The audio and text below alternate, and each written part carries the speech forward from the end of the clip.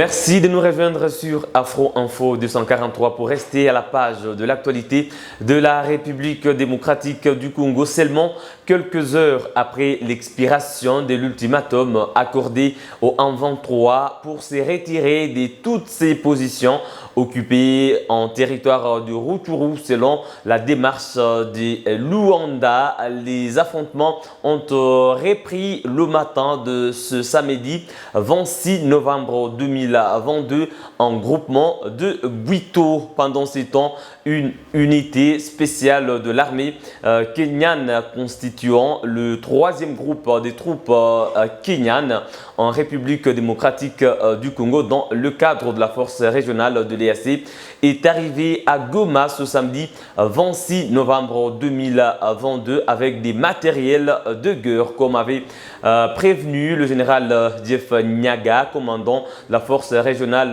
de l'EAC. Il s'agit d'une mission purement offensive de combattre tous les groupes armés qui refusent de s'enrôler au processus de Nairobi qui va démarrer le 30 novembre, donc de ces mois en 2022 à Nairobi.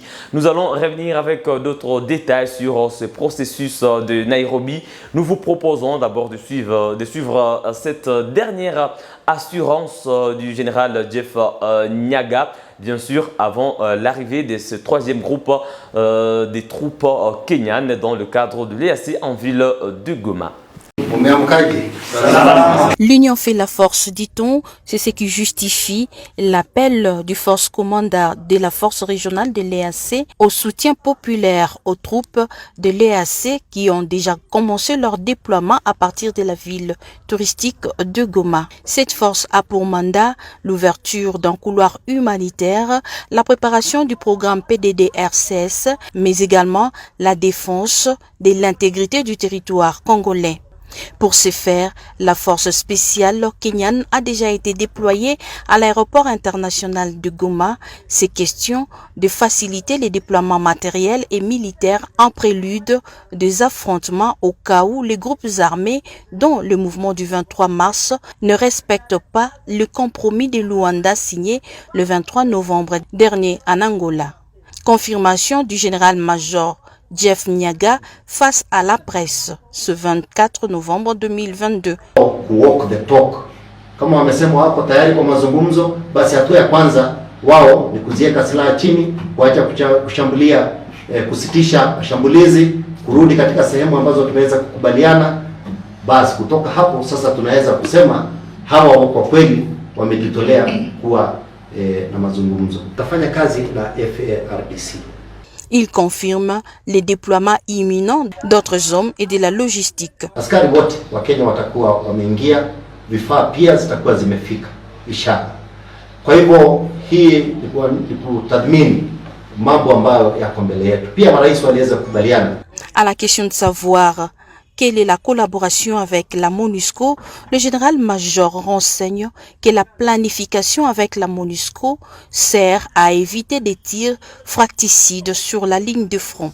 Voilà, mesdames et messieurs, vous êtes posé beaucoup de questions sur la nature de l'intervention de la force régionale de l'EAC. Vous avez déjà des précisions, donc il aura une mission offensive contre tous les groupes armés, y compris le mouvement terroriste du M23 qui vont refuser de prendre part au processus de paix de Nairobi. Ce processus consiste en des consultations entre le gouvernement congolais et des groupes armés qui écument l'est de la République démocratique du Congo. D'abord, selon la feuille de route des Luanda, le M23 devrait se retirer de toutes ses positions hier 25 novembre 2022 à partir de 18h, chose qui n'a pas été faite. Ce mouvement, en tout cas, résiste et veut toujours dialoguer directement avec le gouvernement congolais, pas dans le processus de paix de Nairobi ou encore à travers la démarche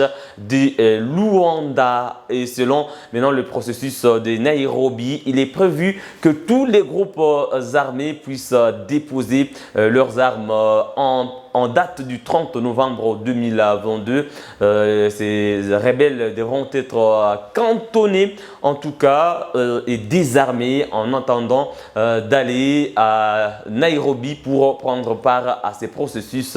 Bien évidemment, ce ne sont pas tous les rebelles qui iront à Nairobi, mais leurs représentants s'en suivra. En tout cas, le retour des déplacés à partir du 2 décembre 2022 selon cette feuille de route des Luanda. Et déjà le 7 décembre 2022, les consultations vont reprendre à Nairobi. Donc il s'agit du dialogue de Nairobi 3. Et donc déjà à partir du 30 novembre, cette force régionale de l'EAC devra se déployer dans des milieux où des groupes armés résistent encore à la puissance des forces armées de la République démocratique du Congo. C'est notamment le M23 qui n'a pas accepté de se retirer de toutes ses positions occupées pendant ces temps, notamment Bunagana, Rutshuru ou encore Kiwanja. Pendant ces temps, il y a toujours des mobilisations autour des forces armées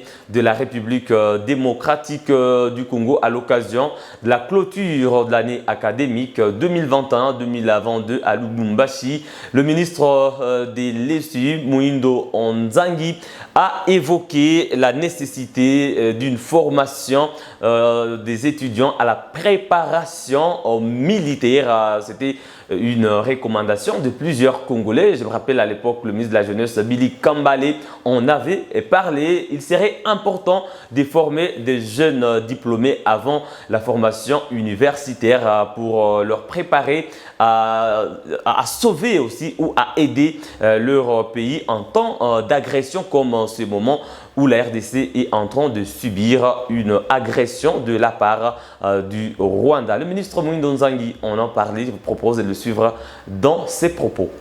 Mesdames et messieurs, comme nous le savons tous, notre pays fait face à une agression du Rwanda avec l'objectif de balkaniser la RDC. À ce stade, je tiens d'abord à saluer le courage et la bravoure de nos forces armées de la République démocratique du Congo engagées au combat, ainsi que le leadership fort du chef de l'État, Antoine Félix Tshisekedi Tshilombo, qui ne cède pas au chantage du Rwanda et d'autres pays voisins.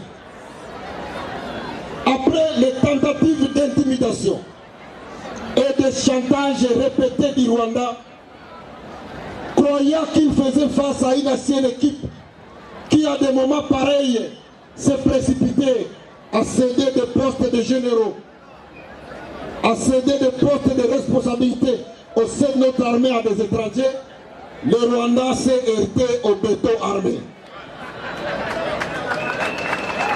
Dans la perspective de la montée en puissance de notre armée, une nouvelle politique de défense a été passée par le gouvernement de la République.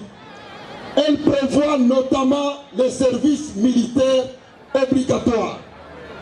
C'est pour cela que pour poser les bases de cette initiative au niveau de notre sous-secteur de l'enseignement supérieur universitaire, de l'une des missions et le service à la communauté, nous avons l'obligation de mettre nos ressources au service de la cause commune de la nation.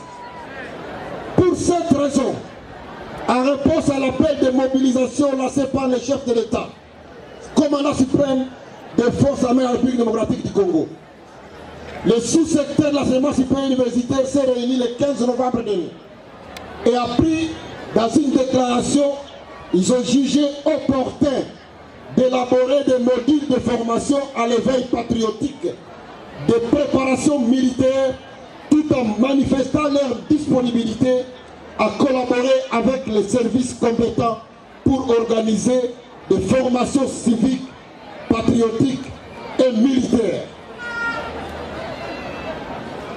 Il est heureux de voir plusieurs établissements qui ont pris de bras le corps ces orientations et organisent les activités de veille patriotique. Dans cet élan, j'ai pris des contacts utiles avec les services du ministère de la Défense, des écoles militaires, des écoles de guerre, pour examiner la faisabilité de tels projets aussi crucial qu'important. Par après, nous soumettrons ces propositions au Conseil des ministres pour validation et dispositions utiles. Je voudrais vous le dire, à partir de l'année académique prochaine, les étudiants de L1 LMD vont recevoir une formation militaire minimum. La défense et la protection de ce pays, ce n'est pas une affaire des seuls militaires engagés. C'est une affaire de nous tous. Et donc nous devons être préparés, nous tous, à pouvoir défendre notre pays. Les étudiants n'iront pas au front, mais au moins ils sauront comment tirer une arme. Voilà qui met un terme à cette production sur Afro Info 243. N'oubliez pas de vous abonner et ouvrir la cloche des notifications pour rester au parfum de l'actualité dans l'Est de la RDC et particulièrement dans le territoire de Rutshuru où les affrontements ont repris entre le M23 et les forces armées de la République démocratique du Congo. Laissez-nous en j'aime, partagez la vidéo. On se fixe un nouveau rendez-vous d'actualité. À très bientôt.